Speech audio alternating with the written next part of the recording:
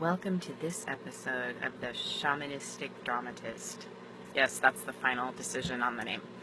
Okay, so I'm here to tell you guys about the fact that you can negotiate with angels. And I have finally had the perfect example come up over the last couple days. So my angels have been informing me that I need to change directions of focus on my occupation now. They've been giving me these messages really heavily since the beginning of December, when a certain energetic shift took place in, well, my world and Mr. Adorable's world and just the whole shamanistic circle that arose spontaneously amongst myself and some other healers. And so they've been saying you need to go toward what it is that you are working on with them. No longer my life coaching for relationships and, fetish related things. So this is obviously really hard to grasp because they crashed and burned my entire universe just so that I could become a fetish mentor, and now they're like, okay, time to go this route now. And I'm like, what?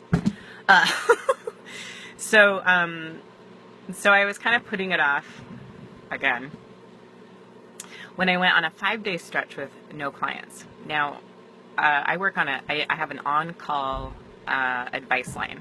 So I need to have at least an hour of calls a day to barely meet my monthly bills.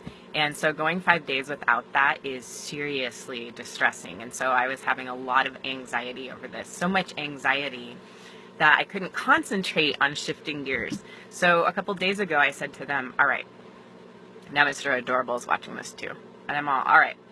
I go, you guys pay me the $300 that I am behind because I'm too anxious over this. I can't even concentrate.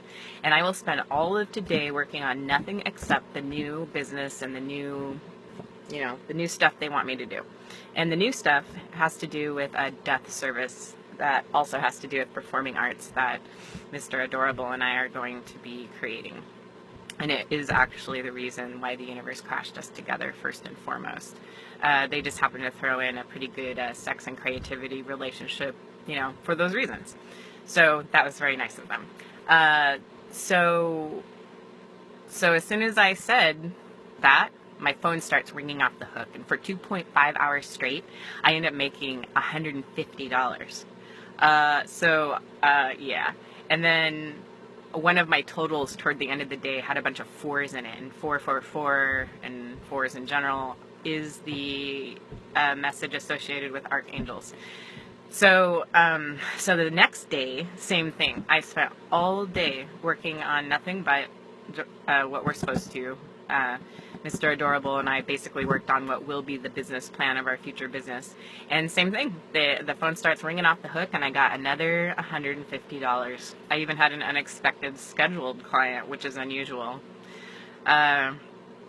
So yeah, that's called negotiation with angels, except there's one key thing in all of this, is that your commitment to follow their instruction, you have to actually truly believe and trust in where they are guiding you next.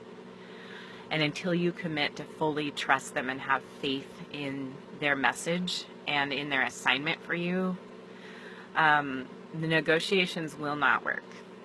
This is no different than meeting Jordan, Mr. Adorable, that's his real name. This is no different than when I decided about 7 or 8 months ago, I looked at my living situation. I live in something the size of a closet. I have no car. My social life at one juncture was so dead that I went as long as 3 months without interacting with people. But I had my clients and I had my divine purpose. And there was one night when I said to the universe that if this is how I have to live the rest of my life, if that's what it takes to serve my divine purpose, then I'm willing. And then a dam broke.